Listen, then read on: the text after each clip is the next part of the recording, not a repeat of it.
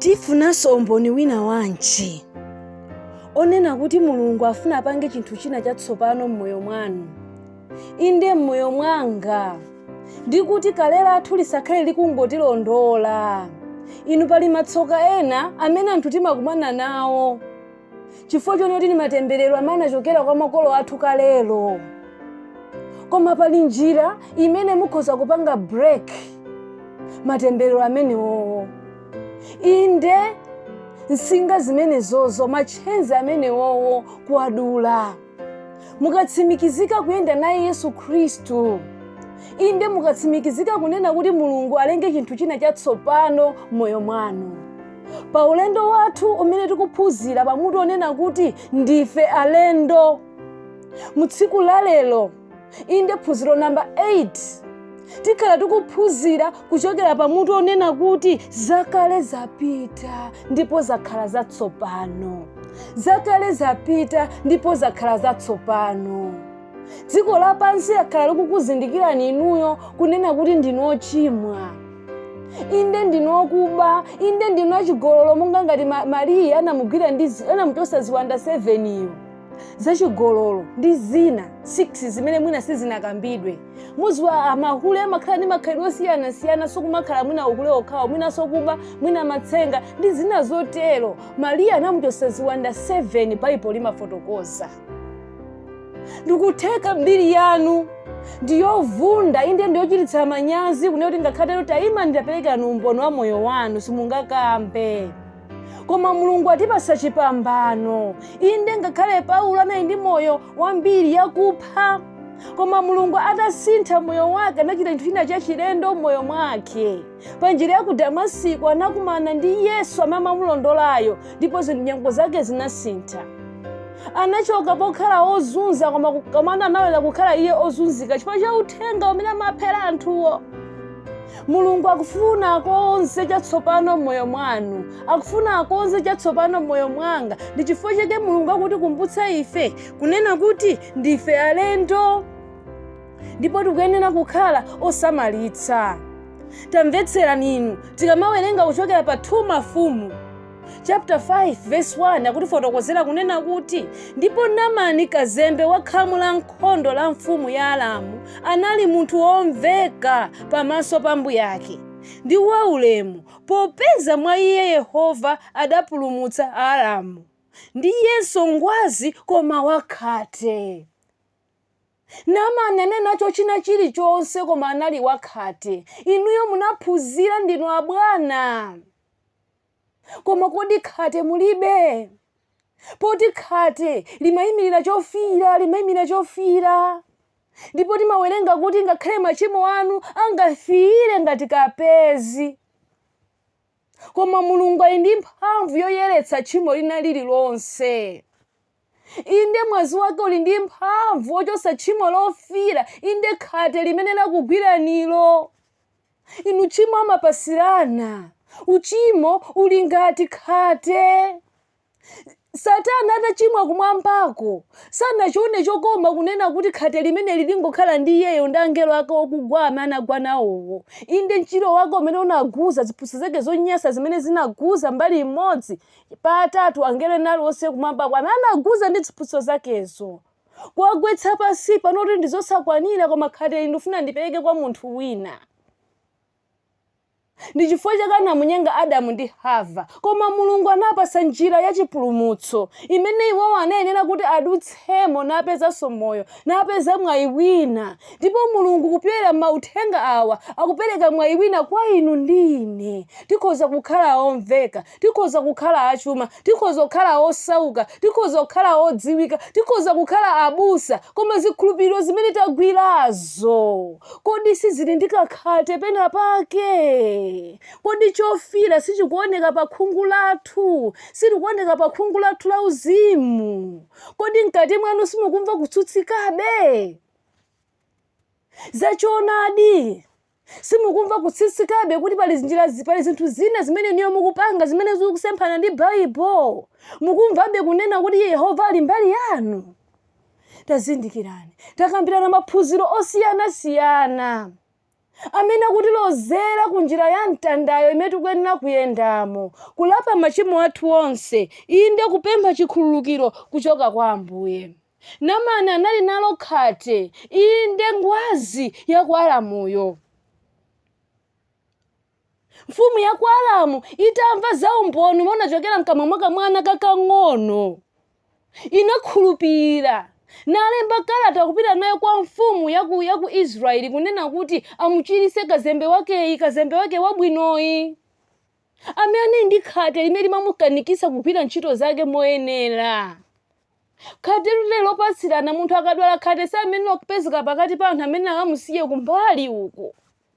Nthawi imene Israeli anali pansi pa Aramuwo mukapolo chifukwa cha kusamvera kwawo. Koma pakati pawo panali mneneri inu. Kaneneri koyamba kanali ku Aramuko, kamwene kamwana kamene katenga kukakhala kapolo nyumba mwawo. Ndi kamene kanaulula zonena kuti kumakanakhala ku Israeli, uyuyu kuli mneneri, uyuyu akanachiritsidwa. Ndipo mfumu sinazengereza ayi, anapita kuti akapeze machiritso. Verse 6 akutifotokozera kunena kuti ndipo anafika kwa mfumu ya Israeli ndi kalata wakuti pakulandira kalatayo, taonani ndatumiza Naamani nyamata wanga kwa inu kuti munchiritse khate lake. Anaona chosowa chimene anali nacho, kuti Naamani anali ndi kofira, anali ndi kachimo kamene kanafunika kuyeretsedwa. Naamani anali nayo njira, anali nayo definition yonena kuti kodi iyeyo achiritsidwa motani. Verse 9, mwemo Naamani anadza ndi akavalo ake ndi magaleta ake naima pa khomo pa nyumba ya Elisa. Verse 10, ndipo Elisa anamtuma nthenga ndi kuti kasambe m'Yorodani kasanu ndi kawiri, ndi mnofu wako udzabwerera momwe nudzakhala okonzeka. Kodi inu simukufuna kukhala okonzeka masiku akupita kumapetowa, pamene thandizo la dziko lapansi lichosedwe kwa olungama ngakhale osalungama omwe? Tamvetserani. Verse 11, Naamani anayankha chani? Analitu ndi njira ina yokapulumukira, amene anthu amakambira kunena kuti ulendo wakumwambawu uli ngati kukwera phiri, wina adutsa uku wina adutsa uku, tonse tikakumana pamwamba. Koma ndi bodza limenelo, ilipo njira imodzi, Mulungu mmodzi, Atate mmodzi, Ambuye mmodzi, chikhulupiriro chimodzi, ubatizo umodzi, sabata limodzi limene ife anthu tikuyenera kuti tisate ngati tikufuna kuyeretsedwa, ngati tikufuna kukonzeka. Verse 11, koma Naamani adapsa mtima nachoka nati, taona ndinati mtima mwanga kutuluka adzanditulukira, nadzayima ndi kuyitana pa dzina la Yehova Mulungu wake, ndi kuweyula dzanja lake pamalopo ndi kuchiritsa khateyo. Ana ndi definition ya chipulumutso chake, kunena kuti mtumiki wa Yehova angotuluka naima nayankhula mawu amphamvu, ndi zona mawu amalenga taphunzira. Mwa atumiki ake Mulungu wake wayika mphamvu kuti ngakhale kungolamula ziwanda kutuluka, nthenda zinatuluka. Koma na nthenda iyi yakhate limene linali pathupi pa Naamani sinangofunika kuyankhula kokha, inafunika ntchito. Anthutu timakamba kunena kuti ndi chikhulupiriro chokha chimene chikatipulumutse, ndi zoona chikhulupiriro chikatipulumutsa, koma chikhulupiriro chimaoneka ndi ntchito zimene inuyo mukuchita. Mukanena kuti tikapulumuka mwa chikhulupiriro, inde mwa chisomo, koma ntchito zanu kodi zikuchitira umboni kuti munamwandadi Yesu kukhala Ambuye ndi mpulumutsi wanu? Mukumutsata Yesu Khristu moyo wake amene iyeyo anayendera? Tamvetserani. Pa verse 12 akuti chani? Akukalipirabe tu Naamani, akudzimva zindalama, akuzimva kuzindikira. Anafika ponena kuti in science we trust, mukoza kungoyankhula zichitika, matsenga basi muchita za matsenga ndichira, no need kuti ndikalowe m'madzi. Verse 12, nanga Abana ndi Faripara mitsinje ya ku Damasiko siposa kodi madzi onse a mu Israeli? Tinawerenga pa Masalimo 137, pamene ogwidwa ku mitsinje ya ku Babulo sadakhutisidwe ayi, analakalaka ku Ziyoni kumene anachokera. naye uyu Naamani akusiyanitsa kunena kuti madzi aku Damasiko ndioposa, ndiokongola, ndi abwino kwambiri abana falipala ikuposa madzi a mu Israeli. Ndilekeranji kukasamba mwemo ndi kukonzeka? Chikhulupiriro chanji ichi? Anthu ambiri leloli azitengera okha chilungamo, atenga chilungamo chawo akuyeretsa zinthu. Yesu akunena izi, iwo akumvera izi. Maphunziro amene aphunzira wakutisocheretsa, makachisa amene tikupita wakutipangisa kumakhanditi mfundo tina tioneka tomveka ndithu. Kodi abana falipala mitsinje ya ku Damasiko siposa madzi awa? Ndilekeranji kukasamba mwenemo ndi kukonzeka? Natembenuka nachoka molunda. Aliponso ena amene uthenga ukufikira lero tsiku lachitatu wayipira. Aona kuti ine uthenga usinimveranso, basi nikutuluka pagululi. Zawayipira inu chonde musanatuluke tamvetserani kayi mumve kunena kuti mzimu akuti chani. Anayamba kutuluka nduyu Naamani, koma chisomo chinamupeza, ndipo chisomo chikukupezani kunena kuti khalani pompo muphunzirebe. Chifukwa Mulungu akufuna kuchita chinthu china chatsopano m'moyo mwanu. Zakale akufuna zichoke, matsoka akufuna achoke. Mulungu akufuna kupaseni moyo watsopano, mubadwenso mwatsopano. Verse 13 akuti fotokozera. Pamenepo anyamata ake anasendera nanena naye, Atate wanga, nenera kadakuwuzani chinthu chachikulu simukadachichita kodi? Koposa kotani nanga ponena samba nukonzeke? Koposa kotani nanga amayi, abambo, agogo, nyamata, ntsikana, mwana kuti samba nukonzeke? Verse 14. Potero anatsika nayimira mu Yorodani. Namira mu Yorodani kasanu ndi kawiri, monga adanena munthu wa Mulunguyo, ndi mnofu wake unabwelela monga mnofu wa mwana wang'ono nakonzeka. Haleluya! Ena numuchita kufuna kukakamizika kumene amithenga kulalikira m'malo osiyana kuyesa kukunyengererani. Mauthenga onsewa ndikukunyengererani chifukwa Bible muli nalo la mtunthu, sida chipangano chakale chokha kapena chatsopano chokha, koma muli nalo la mtunthu, la chizungu, la chichewa, la chizungu, loma version osiyana nyumba mwanumo zilimo, ndipo makhala mukumva za choonadi ichi. Anakasamba kasanu ndi kawiri, osati ka 6, osati ka modzi kuti ayeretsedwe. Ndipo atakasamba chofiracho, tchimo limene linali lofira pa khungu lakelo linachoka. Thupi lake linabwerera ngati la mwana. Uthenga wathu walero mmawa uno ukutifotokozera kunena kuti zakale zapita, ndayeretsedwa ine. Zakale zapita, zakhala zatsopano, sindiyendanso mu mdima. Mulungu akweni atithandize, atiphunzitse njira yake ya chipulumutso kuti ndiyotani. Tikawerenga kuchokera pa Yohane chapter 10, timamona Yesu Khristu akutizindikirisa iyeyo monga m'busa wabwino, ndipo akutizindikirisa iyeyo kukhala monga khomo. Yohane chapter 10 verse 9 akufotokoza motere lemba. Ine ndine khomo, ngati wina alowa ndi ine,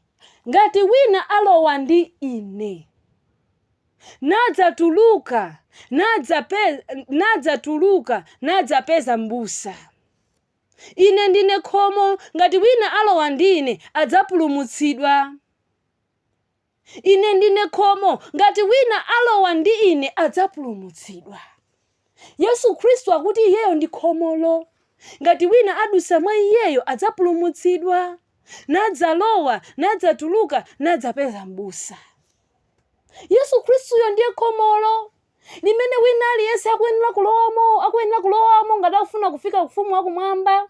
Tikuyenera kulowa moyo mwa Yesu Khristu ndi thupi lathu lonse, osati kungoti pa mphumi kapena pachala kapena kungoyankhula mawu,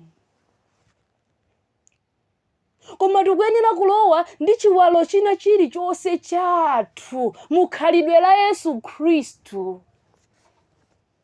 Tufuna tikambirane za ubatizo kuti choonadi nchiyani pa nkhani ya ubatizo. Ukuyenera kulowa wense. Naamani sanangofunikira mawu okha kuti ayeretsedwe, koma anafunikira kulowa m'madzi. Ndipo tikuyenera kulowa moyo mwa Khristuyo, chifukwa Khristuyo ndiye khomo. Tikamawerenga kuchokera pa Yohane chapter 14 verse 6, Yesu Khristu anazitchula kunena kuti iyeyo ndiye njira, choonadi ndi moyo. Ndipo palibe amene angafike mwa Atate kupatula kudzera mwa iyeyo. Ndiye Yesu amene akunena kuti iyeyo ndi khomoyo, ndi amene akufuna inu ndine kuti tikalowe mwa iyeyo kuti tipeze moyo. Inu tazindikirani, pakati pa ana Israeli m'chipululu Mulungu anawapasa chifanizo cha likasa, chifanizo cha chihema, chimene chinali ndi zipinda zitatu, malo oyamba pabwalo, kenako malo opatulika, kenako opatulikitsitsa, ndipo inazungulidwa ndi mpanda woyera umene umaonetsa chilungamo cha Khristu. Inali ndi khomo, ndipo khomoli ndiye Yesu Khristuyo.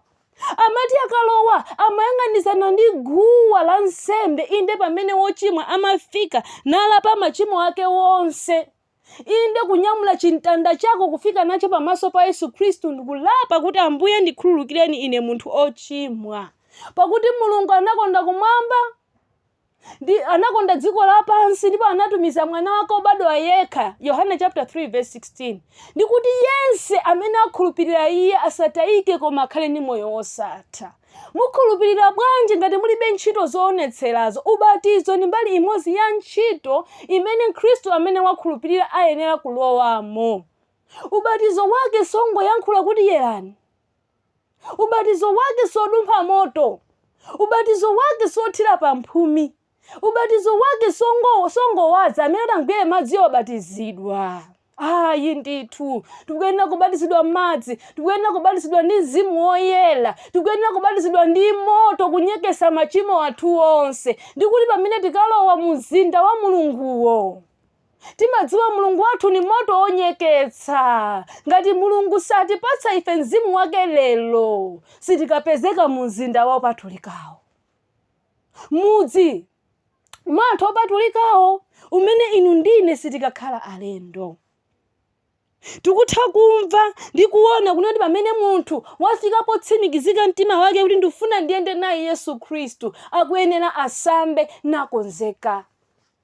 Ndi chimene tikuwuzana lero lino kunena kuti tikuyenera kusamba nakonzeka. Aefeso chapter 5 verse 25. Aefeso chapter 5 akuti tikuyenera kukhala okonzeka motani. Tikonzeka motani? Tawerenga za mawu. Mawu ndi amathandiza kuti tikhulupirire, chifukwa mawuwo amakhala mkati mwathu. Mawuwo akakhala mkati mwathu anthu kunja kusawaona. Koma dziko lidziwa bwanji kunena kuti inuyo mwakhulupirira mawu? Ndoti mukuyenera kupanga chinthu china choonetsera kugulu kunena kuti ine dziko ndalikana, ndamutenga Yesu kukhala Mbuye ndi mpulumutsi wanga pakulowa mu ubatizo. Aefeso chapter 5 verse 25 akufotokoza motere: amuna inu kondani akazi anu monganso Khristu anakonda mpingo nadzipereka yekha m'malo mwake. Haleluya. Wina kuza kunena kuti kodi verse limene ili nzakazi wa Yehova walitchula bwanji? Likugwirizana zokwati ndi ubatizo? Njiratu imene tikulowera tikupita ku ukwati wa mwana wankhosa, ku marriage. Inde chipinda chopatulikitsitsa,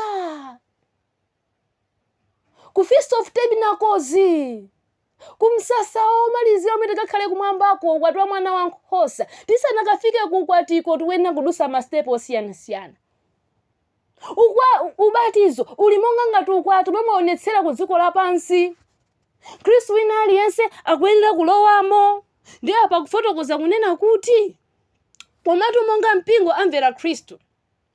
Verse 25, amuna inu kondani akazi anu monganso Khristu anakonda mpingo nadzipereka yekha m'malo mwake. Verse 24, komatu monga mpingo amvera Khristu, koteronso akazi amvere amuna awo mu zinthu zonse. Mpingo wa Mulungu tikuyenera kumvera Khristu.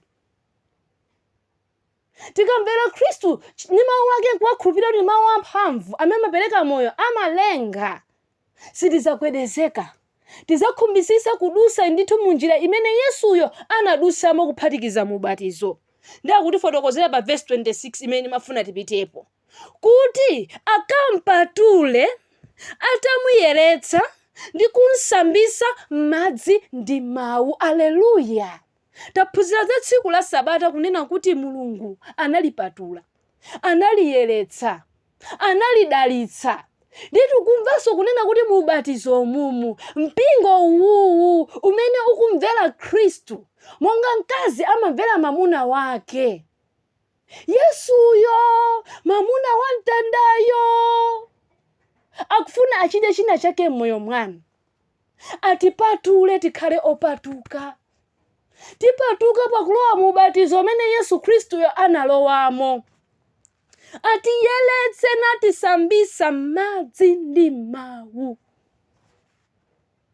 Ubatizo si madzi mokha, ngati niyo munangobatizidwa musanakhulupirire choonadi ichi chonse chimene chikulalikidwa mu uthenga wa ndife alendo, komanso amithenga amene akulalikira uthenga wa angelo atatu m'madera osiyanasiyana munjira zina zilizonse. Mudziwe kunena kuti mukuyenera mukasambenso. Naamani ankasamba kwa abana ku Damasiko ni misinja ina yokongola yabwino yakumeneko, koma kunayenera akasambe mu Yorodani kasanu ndi kawiri kuti ayeretsedwe.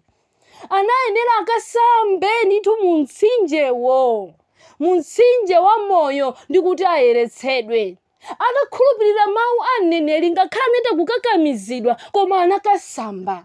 Inunso inenso tikuyenera kusamba, tikuyenera kuyeretsedwa, ndipo tsiku ndi tsiku moyo wathu tizipempha kuti Ambuye ndibatizeninso mwa Mzimu. Ubatizo wa Mzimu umakhala opitirira moyo wa munthu kotheratu, monga tinaphunzirira kuchokera mu phunziro la imfa mbola yako ili kuti, mene tinaona kunena kuti kambewu ka Yesu, kambewu ka choonadi kamene kali mkati mwathumu kamayenera kuti kazithiridwa tsiku ndi tsiku kuti kasafe.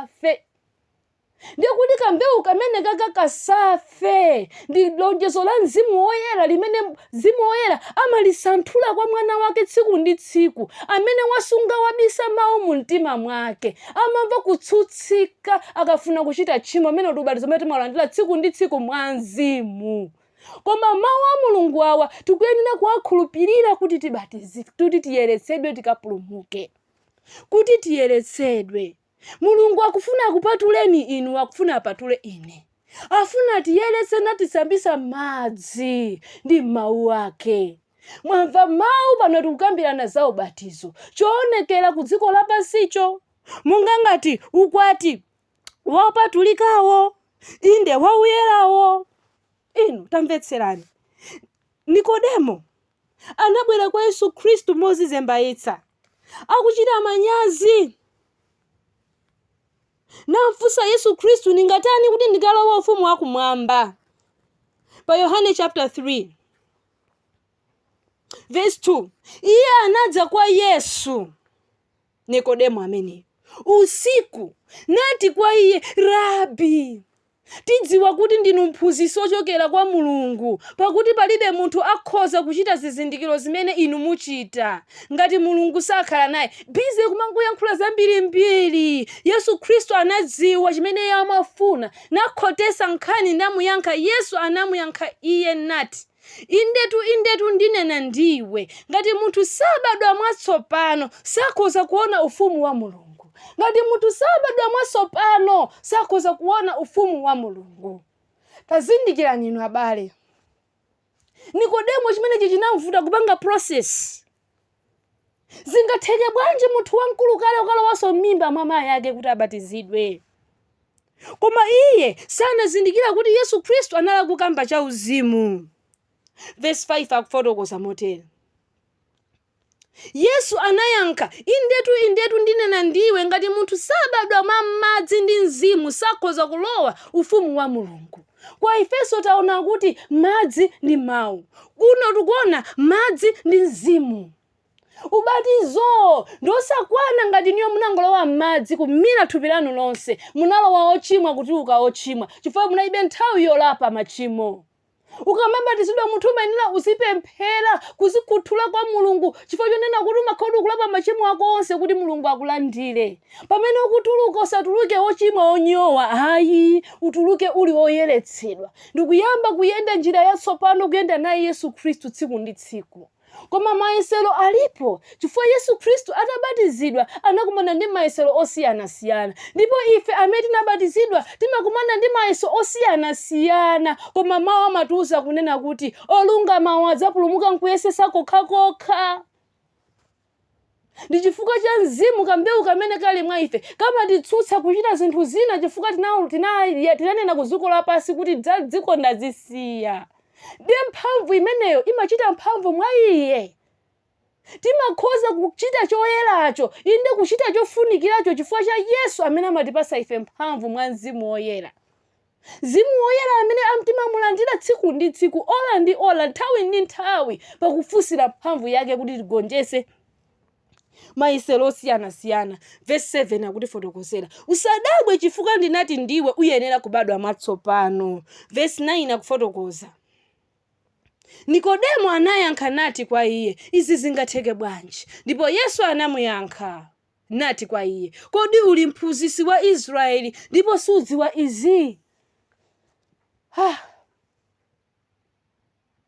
Mipingo yambiri imazinena kunena kuti iyoyo ndi imene ili yokhazikika, iyo ndi yachoonadi. Kodi simudziwa za choonadi ichi?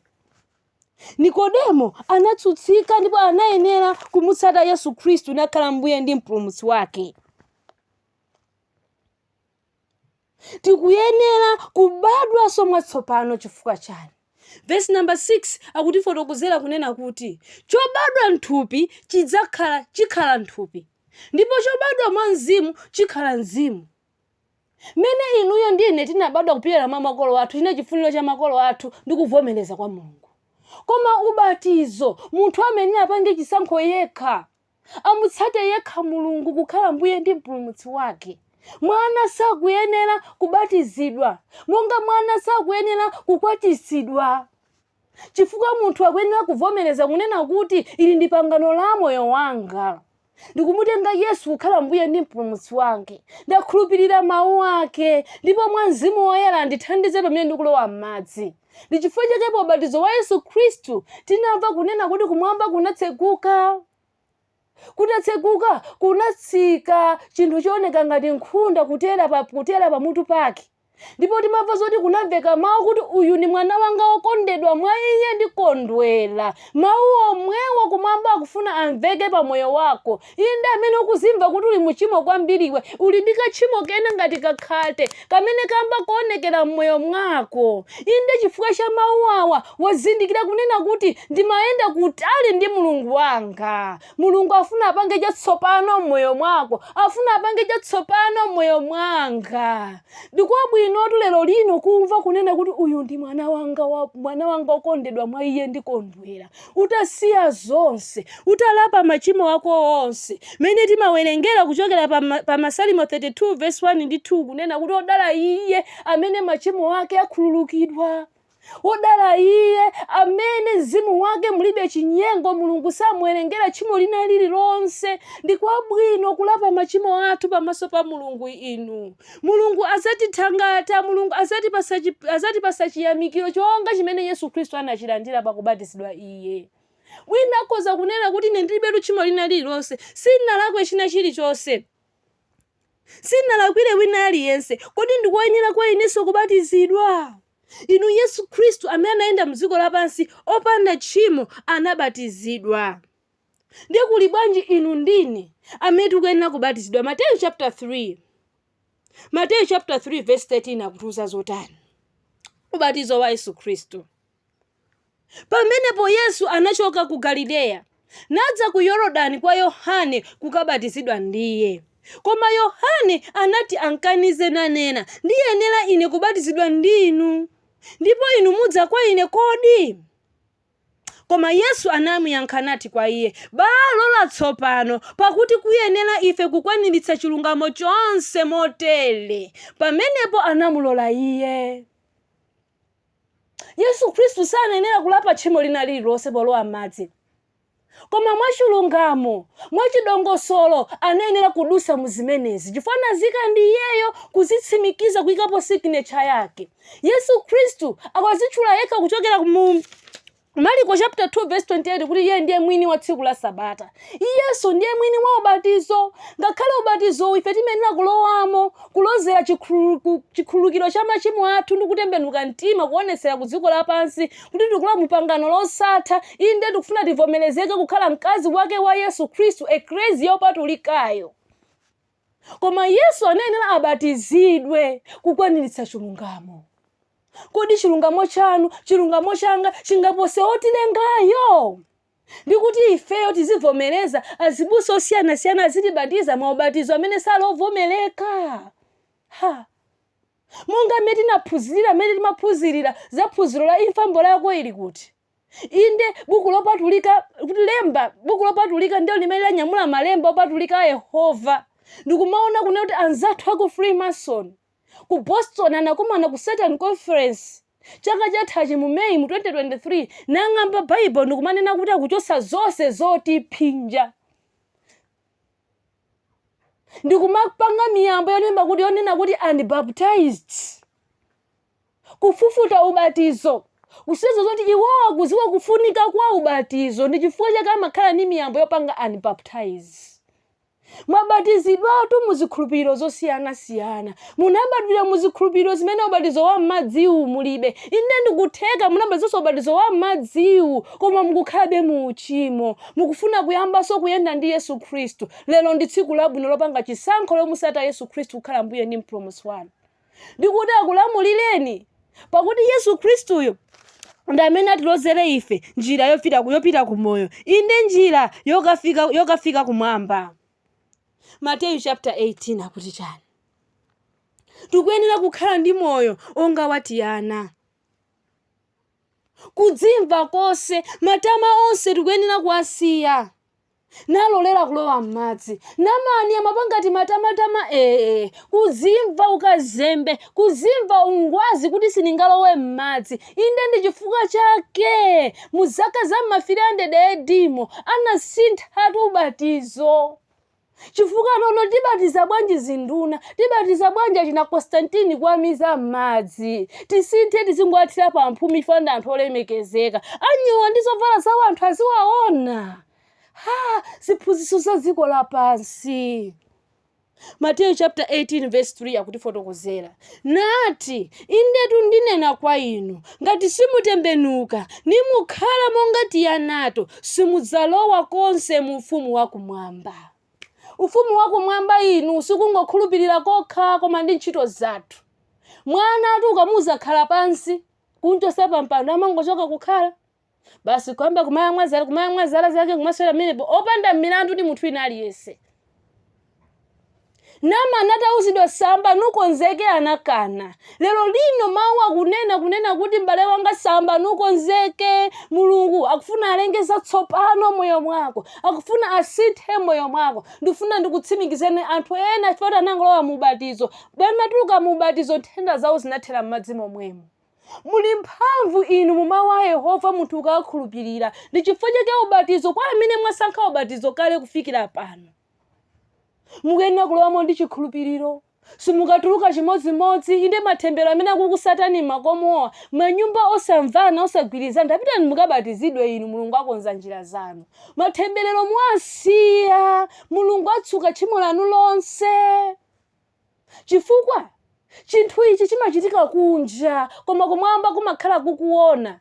Mzimu Woyera amakhala kuona, amakhala kukuthandizirani kuti akupangeni atsopano. Chipulumutso chathu sitingathe kuchifotokoza ku dziko lapansi imene ife tinatembenukira.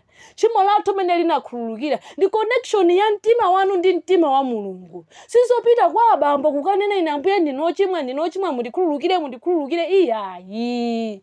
Mutsiku la leloli akufotokoza ndawerenga news pa Catholic News Agency CNA akufotokoza kunena kuti nambala ya anthu amene akufuna reconciliation ikukula. Anthu ambiri akumapita ku confession box kukalapa. Ndizosakwanira zimenezo kulapa kwa munthu inu lapani kwa Mulungu kulu wathu wansembe amene ali khomo. Inu mukalo khomo mupeza mbusa. tawerenga kuchokera pa Yohane chapter 9 verse 10. Yohane 10 verse 9. Kuti Yesu ndiye khomo limene tikuyenera kulowamo. Ndiye tikuyenera kubatizidwa pa ubatizo. Tikaona likasa limene anapasidwa Mose, tikaona chihema chimene anapasidwa Mose, pa bwalo pamakhala guwa lofukiza pamene munthu amenera alape, ndiye pamakhala nkhate chosambiramo chimene chimuyimira ubatizo. Ndi chifukwa Yesu Khristu anafika pomuuza Yohane Mbatiziyo kunena kuti bwalo latsopano undibatize. Ndiye ngati osachimwayo anabatizidwa, kuli bwanji inu ndine amene tikuyenera tilape, amene tikuyenera tiulule machimo athu pamaso pa Mulungu, ndipo Mulungu akatikhululukira tiyende naye. Mateyu 18 verse 3 akufotokoza verse 4, chifukwa chake yense amene adzichepesa yekha monga kamwana aka, yemweyo ali wopambana mu ufumu wakumwamba. Haleluya. Wina aliyense amene adzichepese ngati kamwana aka navomera kulowa mu ubatizo umene Yesu Khristu anabatizidwa, osati maubatizo enawa. Sindikufuna kutaya nawo nthawi, chifukwa m'Baibulo mulibemo maubatizo obatiza ana, mulibe. You must be born again. Mukuyenera kubadwanso mwatsopano. Nikodemo anauzidwa, Naamani anauzidwa, samba nuyele. Marko chapter 16. Ubatizo ndofunikiradi kwambiri kunena kuti mpaka natizikhala tukambirana. Ndikuti tikuyenera tibatizidwe basi. Ndiyambira verse 15. Pamene akufotokoza kunena kuti ndipo ananena nawo, mukani ku dziko lonse lapansi, lalikirani uthenga wabwino kwa olengedwa wonse. Maversion amati kwa zolengedwa zonse. Verse 16. Amene akhulupirira nabatizidwa adzapulumutsidwa, koma amene sakhulupirira adzalangidwa. Kungokhulupirira chabe ndikuthera pa chikhulupiriroko ndi zopanda ntchito. Koma tikuyeneranso tibatizidwe, chifukwa ubatizo ndi zimene zikuonesa kuti ntchito zotembenuka zayamba kuoneka mwauyo. Ena mukuvutika ndi ma addictions osiyanasiyana, munabatizidwapo, ndi nthawi yoti mubatizidwenso. Inde zilakolako zonyasa zimene makhala nazo, zimene mazionetsera zimalimbana ndi thupi lanulo. Anakubatizani ndi munthu, munabatizidwa musakuziwa thandizo lenileni la ubatizo, mukayenera mubatizidwenso. Musanalowe madzi, akamakuvika ni madzi, mukakhale muli mupemphero mukulumikizana ndi Atate kuti Ambuye mundithandize, mundigonjetsere zilakolako zonyasa zimene ndimadetsa nazo thupi langa, inde kachisi wa Mzimu Woyera. Mulungu akupasani mphamvu inu. Mulungu afuna asindikize chizindikiro chake pana ake, pa mpingo wake mavuto asanaombe pa dziko lapansi. Chaka ya 2024 si ordinary year ayi. Mavuto angoyamba kuomba kusokonekera kwa chuma, inde kusakhutisidwa kwa political regimes osiyana-siyana. Anthu sakusangalatsidwa ndi atsogolerawo amayiko dziko lina lililonse. Zingozi zakuzamwa dzidzidzi zikuchitikazi in the name of climate change, kusakaza moyo wako. Inde ngati climate change sikugwera, umangokumana mwina ndi wina ngokubaya ni mpeni ngozi kuchitika pena paliponse pakungokhetsedwa mwazi. Tinawerenga ife tinaphunzira mene kugwa kwa Satana kuchoka kumwambako, kuti zikukwanireni zimene muli nazo, kunoti Freemason afika ponena kuti towe mu New World Order tikhetse mwazi. Chifukwa anthu asakumva tikuyesa kwazo tini tikambirane, sakukambirika, agwirisisa mfundo zawo za true Christianity. Amene ndofunika tizingwathira nkhondo, kuti tiziwafoketsa ngozi zosatha, matsoka osatha pakati pathu, ndi cholinga chonena kuti olungamayo agwetsedwe. Tsoka lisanakugwere ni nthawi yabwino panga chisankho yomusata Yesu kukhala Mbuye ndi Mpulumutsi wako. Tikamawerenga kuchokera pa Machitidwe chapter 8, timamvapo za mdindo wa ku Ethiopia, kuti nayenso anabatizidwa. Atatha kuwerenga, nayenso anabatizidwa. Ndiwerenga nanu verse limene lili mu chizungu, chifukwa Machitidwe chapter 8 verse 37 mu Bible lachichewa limene ligwirisira ntchito buku lopatulika anachotsa. Machitidwe chapter 8 verse 37.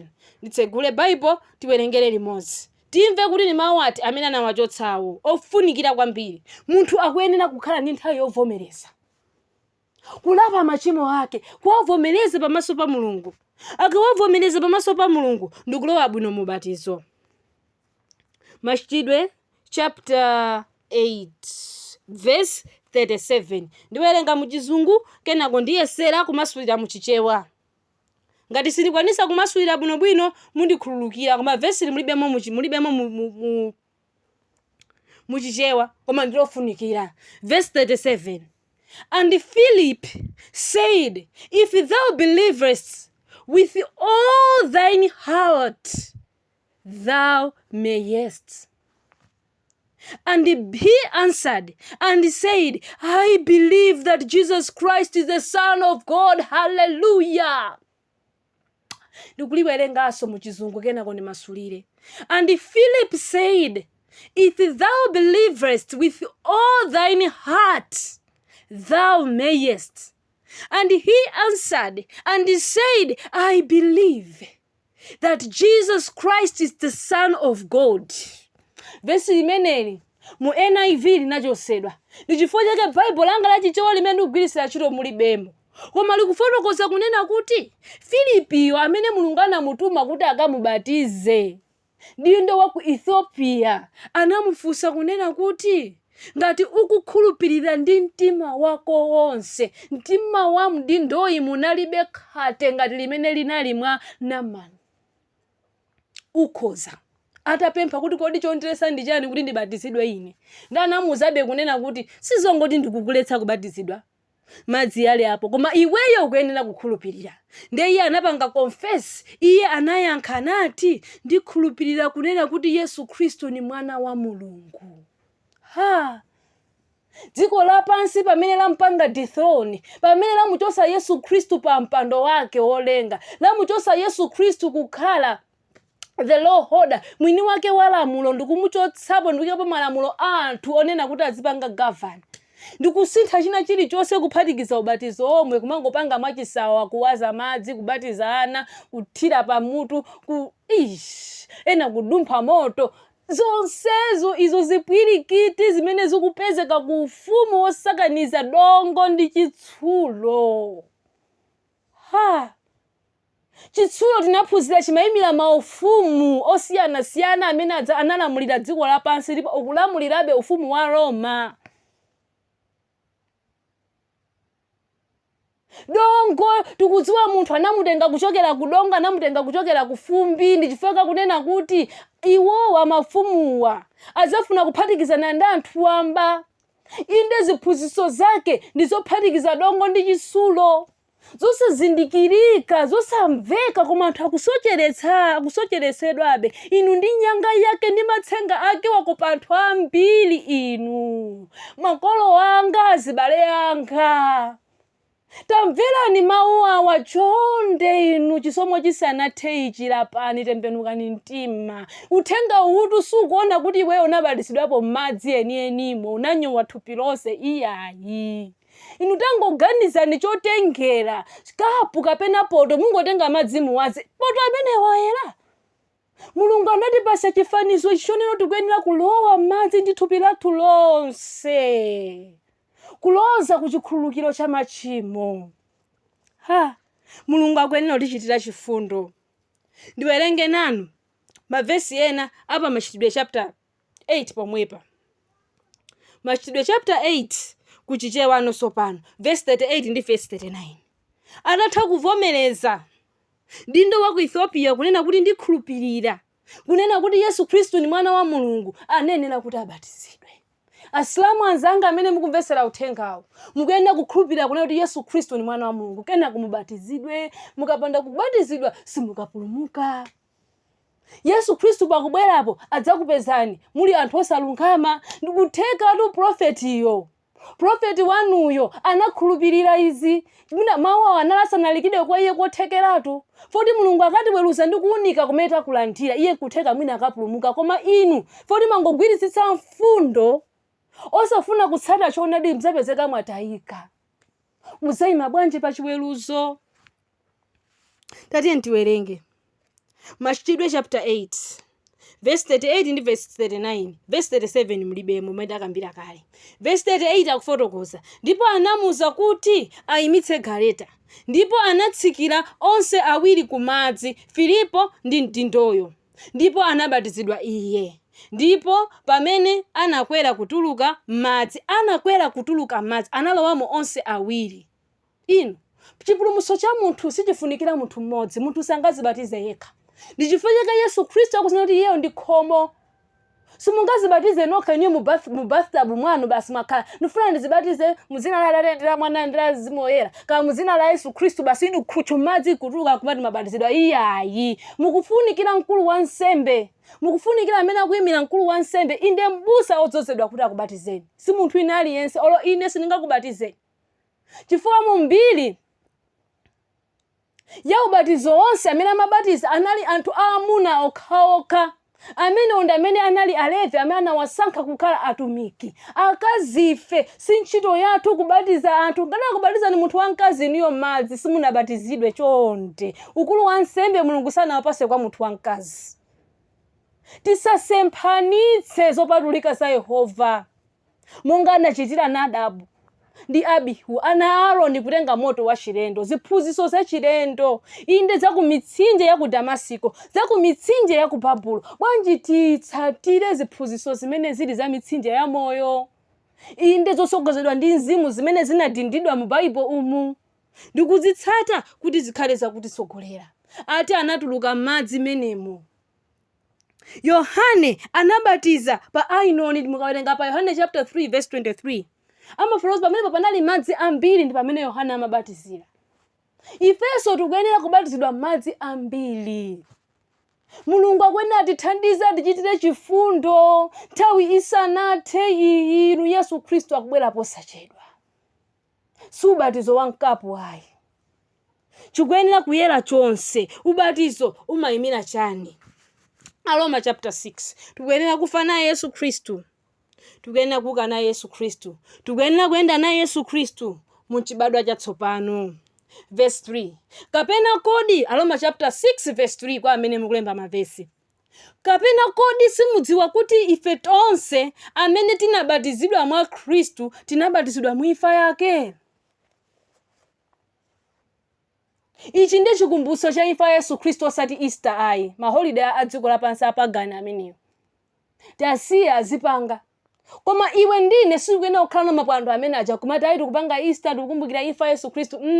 Ubatizo wa madzi uwu umene ndi umene ukuyenera kutiyenereza ifeyo.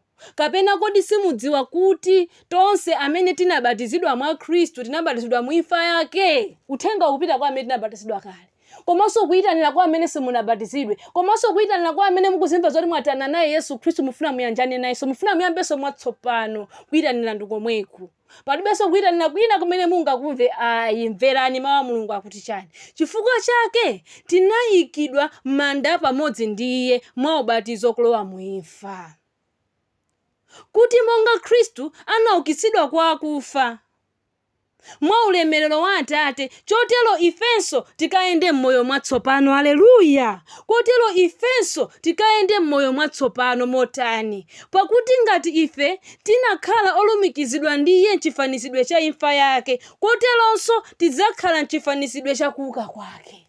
Imfa Yesu Khristu imathandauza kufa naye Yesu Khristu. Inde imathandauza kuuka, kugona m'manda kwake Yesu Khristu.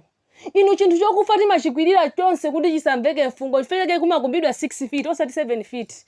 Komadi munthu analengedwa pa tsiku la namba 6. Ndi zilombo. Ndi chifukwa chake akakumba manda amakumba 6 feet down. Munthu ndikamkwirira kumeneko olo fungo silimveka. Kumanda ukhoza kudya bwinobwino no fungo. Chifukwa chonena kuti munthu yamukwirira pansi bwinobwino, fungo sili kumveka.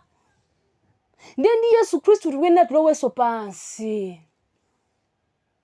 tiuke naye. Umene ndio ubatizo. Thandauzo la ubatizo. Thandauzo la ubatizo lina ndilotani limene inu ndine tikuyenera kuti kamapanga chisankho. Fake tunena kuti ubatizo mwana ayi ndi pangano losatha limene timapanga kulionetsera dziko lapansi kuti ndakhulupirira mawu a Mulungu, Mzimu Woyera ndithandize ine ndiyende munjira iyi, madzi ndilowa. inde ndilandira moto wa Mzimu Woyera, ndikhala onenera wake ku dziko lapansi. Tamvetserani Mateyu chapter 20. Tanthauzo lina la ubatizo limene mwina ambiri sitimalidziwa, mwina ambiri pakupanga chisankho cholowa m'madzi sitimadziwa, koma Yesu Khristu anatiwuziratu. Verse 22. Koma Yesu anayankha nati, inu simudziwa chimene mupempha. Kodi mukhoza kumwera chikho nditi ndidzamwere ine? Iwo ananena kwa iye, ife tikhoza. Verse 23.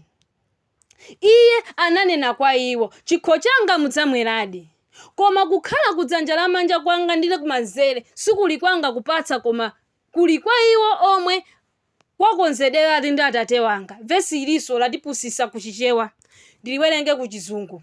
Mateyu chapter 20. Mateyu chapter 20 verse 22 ndi 23. Anamisa mawu okhuzana ndi ubatizo anawachotsapo, chifukwa tisaiwale kunena kuti Bible ili muzaka zoyambirirazo mafirande atumwi atamwalira, mpingo wa Katolika unamba unabadwa nkuyamba kukula ndikukhanga ndibeona sunga mawu awa kupyolera mwa ansembe awo omwe achina Martin Luther ndamanamba kumatulutsano mawu mawapatsa anthu kuchokera m'malibrary awo omwewo. Mulungu amapusisa nzeru ya dziko lapansi. Choonadi chimatha kumpeza munthu pena paliponse pamene alipo ngakhale mu mdima. Kukanakhala kuti machitidwe akulembedwabe, tikanaona nkhani ya Martin Luther ili machitidwe. Chifukwa chimene anachitacho kumwamba kunaona ndipo kunalemekeza kuti ichi ndi choyenera. Vumbuluso limene analandira Martin Luther linachokera kumwamba ndithu Malutherani amene mukumvera uthenga uwu. Choonadi chanu chisathere pa Martin Luther. Mulungu akutipasa kuoneka uku kunoti kuzinka kuwala kufika kuti ukafike mbee ngati tsiku kuti tsiku la wala. Mene tsiku limawalira kumamba ndi mbanda kucha kumawala pang'ono mpaka na tsiku limafika poti la wala at noon. Moyo wathu wa Chikristu ukuyenera kukhala chimodzimodzi. Mateyu 20 verse 22. Nda anakwanisadi kuchosa mawu ena ofunikira ndi cholinga chonera apupuse maganizo athu. Koma tinakambirana kale muja kunoti zilibe ntchito mawu amene alimo ndokwanira. Ndi mwayi kunena kuti Mulungu atipasa chidziwiso choti timadziwa komwina chizungu tikhoza kumapanga compare ndikuona nena kuti apa misapo mawu ofunikira apa. Mateyu 20 verse 22 ndiwerenge nani. Ndiwerenga mu chizungu mutikhululukira ndithu simatama koma tufuna tigawane chimene chili chochokera pansi pa mtima wa Mulungu. Verse 22 akufotokoza kunena kuti, but Jesus answered and said, ye know not what ye ask. Are ye able to drink of the cup that I shall drink of? Funso limene likuchichewa kuja talipeza. And to be baptized with the baptism that I am baptized with? They say unto him, we are able. Kuchichewa kuja tangowerenga kunoti kodi mukhoza kumwa chikho chimene ndingazamwere, iwo ayankha kuti tikhoza kumwa zinathera pomwepo. Mwina mukuona ngati ndikunama sininalitseke vesilo. Akufunsa apa kunena kuti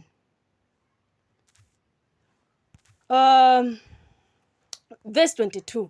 Koma Yesu anayankha nati, inu simudziwa chimene mupempha. Kodi mukhoza kumwera chikho nditi ndizamwere ine? Iwo ananena kwa iye, ife tikhoza.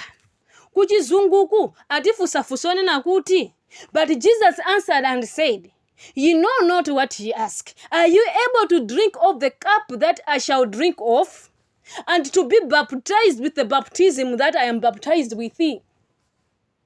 And they say unto him, we are able. Verse 23. And he saith unto them, ye shall drink indeed of my cup, and be baptized with the baptism that I am baptized with. Hallelujah. Yesu Kristu anala kukamba za imfa yake. Muzamwa chikho, muzabatizidwa batizo mene ningazabatizidwe ine, iwo anavomera. Ndipo ophunzira ake Yesu Kristu anadusa mu zinthu zowawa zosiyana. Yakobo amene amafusa pamene pa ima yake ndamana amba kuphedwa kwa ophunzira ake Yesu Kristu.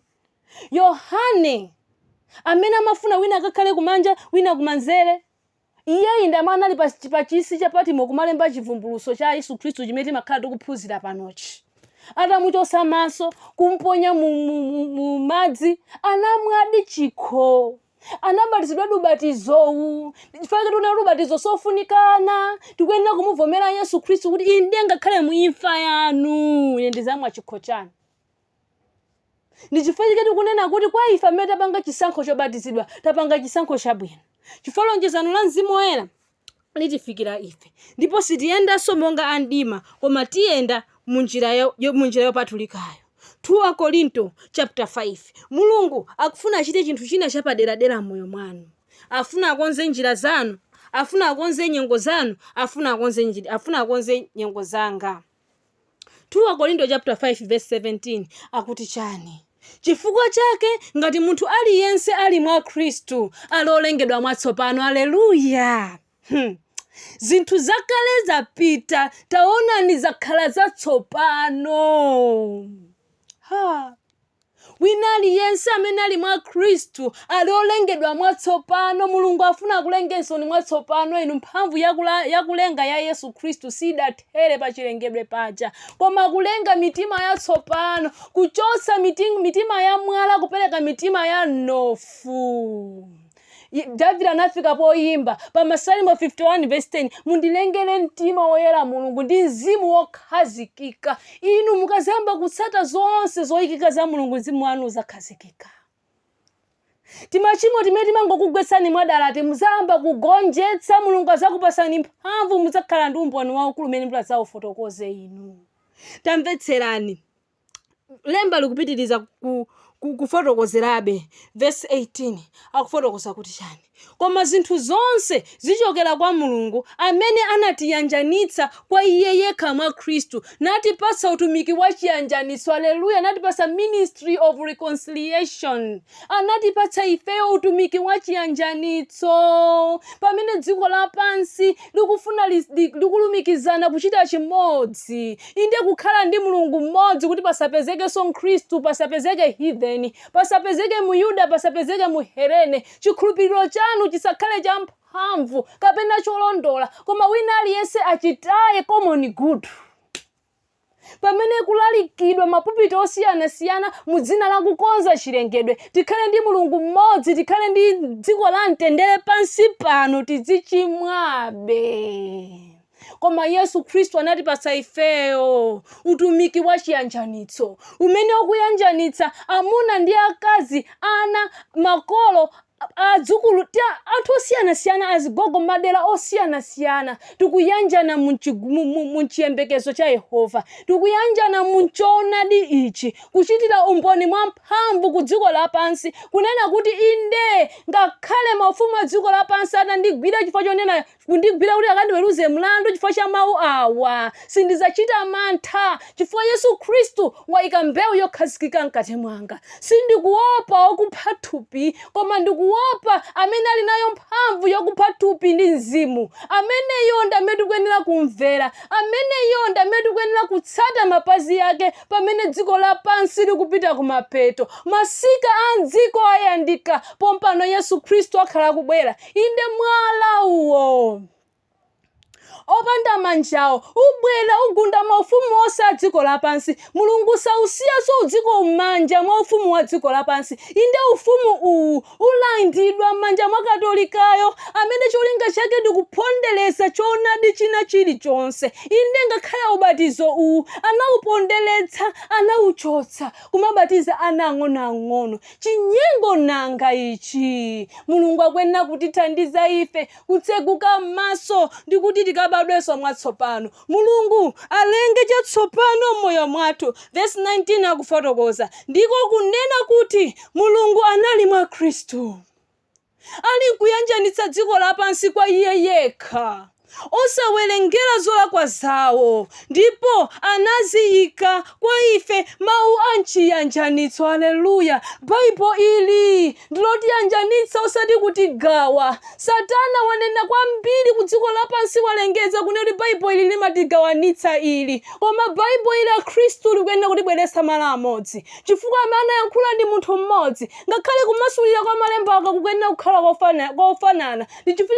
Mulungu akutipasa mawu oyanja kuyanjanitsa unity imene kukambidwayi, ecumenical movement imene kukambidwayi, kuti chikhulupiriro chako, chipembedzo chako, dziko lako silolondola, silo lako, koma tonse tikuyenda kukhala pansi pa mulungu mmodzi. Mulungu amene akuyitanira ku dziko lapansi ndi Satana, inde mdierekezi. Koma iwe ndine tikuyenda kumvera mulungu wopatulikayo, mulungu mmodzi wa Israel. Dziwa kunena kuti mulungu wako ndi mmodzi, amene ondamene tikuyenda kumpembedza iyeyo, Atate wathu wakumwamba, amene akuyenda kulandira ulemu ndi matamando kupyolera mwa Yesu Khristu. Akuliyanjanitsa dziko lonse muchoonadi chake. Zili kwa iwe kusankha, zili kwa ine kusankha, koma mulungu akufuna alenge chatsopano mmoyo mwako, akufuna alenge chatsopano mmoyo mwanga.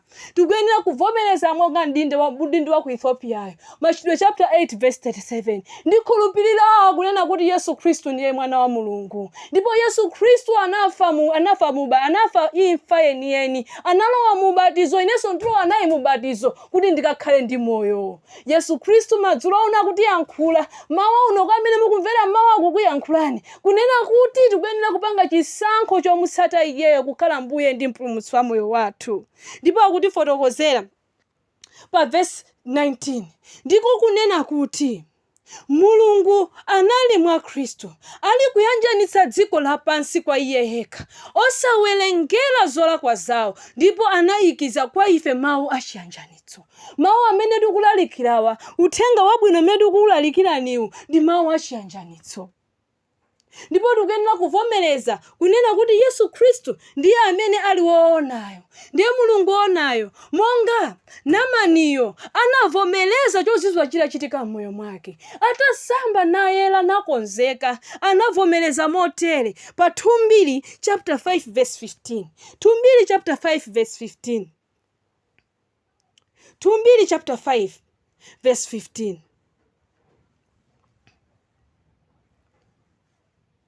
Pepani, ikale 2 Mafumu not 2 Mafumu chapter 5 verse 15.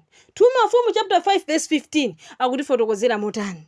2 Mafumu chapter 5 verse 15 akufotokoza. Pamenepo anabwerera kwa munthu wa mulungu, iye ndi gulu lake lonse, nadzayima pamaso pake nati, taonani tsopano ndidziwa kuti palibe mulungu pa dziko lonse lapansi, koma kwa Israeli ndipo tsopano mulandire chakuyamikani nacho kwa mnyamata wanu.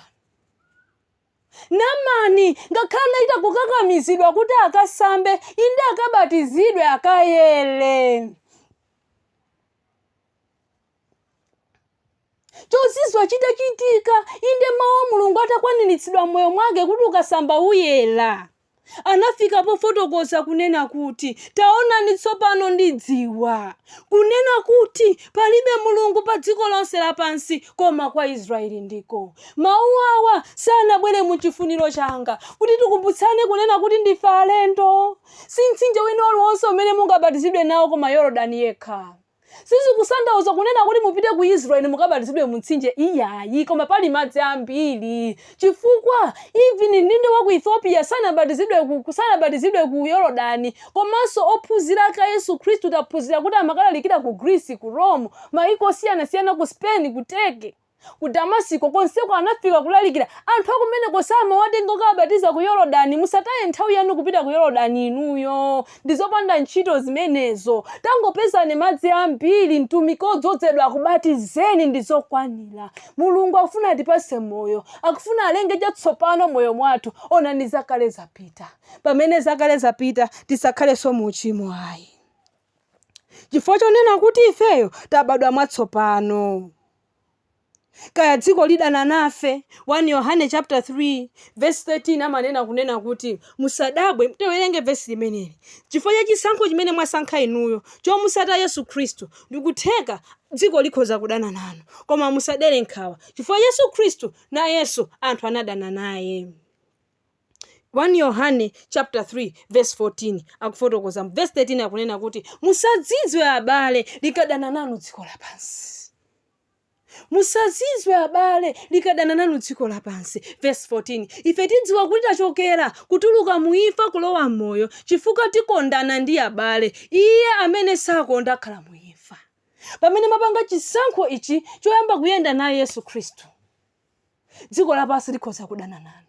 koma isisani mukonze maudani anu ndi abale anu, kondanani wina ndi nzake, chimenecho ndiye choyenera. Chifukwa tawerenga kuchokera dzulo kunena kuti amene angomukwiyira nzake ndoti wapha. Mulungu akutitanira ifeyo kukumvera, kumutsata. Chifukwa chonena kuti tala wako ukoma wa Mulungu, tala wako ulemerero wa Mulungu, kotero ndikuyenera kunena kuti inu ndine tiyende mu njira zake. 1 Petro chapter 2 verse 1 akufotokoza kunena kuti momwemo pakutaya choyipa chonse inde pamene tabatizidwa, kwa amene mutabatizidwenu, kwa amene mukufuna ubatizonu. Tamvetsani, momwemo pakutaya choyipa chonse ndi chinyengo chonse ndi maonekedwe onyenga ndi kaduka ndi masinjiriro onse. Tikuyenera kutaya choyipa chonse, chinyengo chonse, corruption kuisiya apa, maonekedwe onse onyenga, okopa anthu, mamekapuwa tiwataye maonekedwe onse onyenga, kaduka yense timusiye, masinjiriro onse, majokes zonse tizisiye. Chifukwa chonena kuti Mulungu walenga chatsopano mmoyo mwathu. Verse 2, lilani monga makanda alero mkaka woyenera. Tikuyenera kulilira mkaka woyenera, mawu achonadi awa. Tibatizidwe mu mawu, tibatizidwe mu moto, tibatizidwe mu madzi, ndipo ndi mwachikhulupiriro Mulungu adzatiyeretsa. Wopanda chinyengo kuti mukakule nawo kufikira chipulumutso. Verse 3, ngati mwalawa kuti Ambuye ali wokoma mtima. Inetu ndala wokoma mtima wa Mulungu, chifukwa Mulungu wandiyeretsa. Monga Naamani anali ndi tchimo lofiralo, inde tchimo limene limayimirira redi, chofira, corruption, chonyasa, katangale. Chitachosedwa mwa iyeyo anafika poyamika kuti ndazindikira tsopano palibe Mulungu wina koma wa ku Israeli. Inde Mulungu wakumwamba, Mulungu wamphamvu. Inde ndindo wa ku Ethiopia anafika ponenetsa kunena kuti Yesu Kristu ni mwana wa Mulungu ndikhulupirira, ndipo anamubatiza. Inu amene mwakhulupirira, amene mukufuna ubatizo, tipezane ku inbox. Tipasane malangizo ena ofunikira, ndi kumene mukhoza kupita kukapeza ubatizo. Koma ubatizo umene mungalandire inuyo ukhale wa madzi.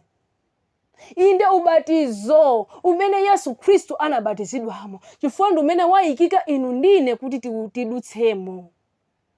Yesu Kristu watipasa utumiki wa chiyanjanitso, kuyanjanisa mpingo wonse kwa iye yekha, eklezia okhazikikayo, amene amusambitsa, namupatula, namuyeretsa. Mulungu afuna asambitse inu, afuna asambitse ine, afuna tipatule ife, tikhale dikambewu kokhazikika muchoonadi. Mitsinje ya ku Damasiko ilibe mphamvu pa ife, mitsinje ya ku Babulo ilibe mphamvu mwa ife, koma tikuyenera kugwira choonadi chokha chimene chikutuluka mkamwa mwa Mulungu.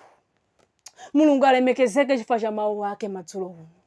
Adalitse inu, adalitse ine kufikira tsiku lina loyikikalo, ndikuti tsogolera ife kupanga chisankho choyenera kufikira pamene Yesu Kristu azabwera azatipeze ife tili olungama osatsutsana naye. Inde ngati Mulungu angatilole ifeyo kulowa mu msautso, chifukwa msautso tayang'anizana nawo, monga anakumana nawo Yakobo, inde monga anakumana nawo Yohane, azatipeze ifeyo tili olungama. Ndikuti pamene akubwera kudzaukitsa, azatiukitse ife fotalandira ubatizo, takhulupirira mawu ake, choonadi chake chili mwa ife muli kambewu ka moyo kamene Yesu Kristu azakaukitse. Mulungu akhale nanu, chisomo cha oyera mtima chikhale ndi inu nomwe, chikhale ndi inu nonse. Inde mukule muchikhulupiriro kuchisomo ndi chisomo. Amen. Mulungu adalitse inu, akudalitseni, akwanitse sowa zonse za pamoyo pano. Pamene mupanga chisankho choyamba kuyenda na Yesu Kristu kachiwiri, kumbukirani tidzayimba chigonjetso pakufika mu mzinda wopatulikawo. Amen.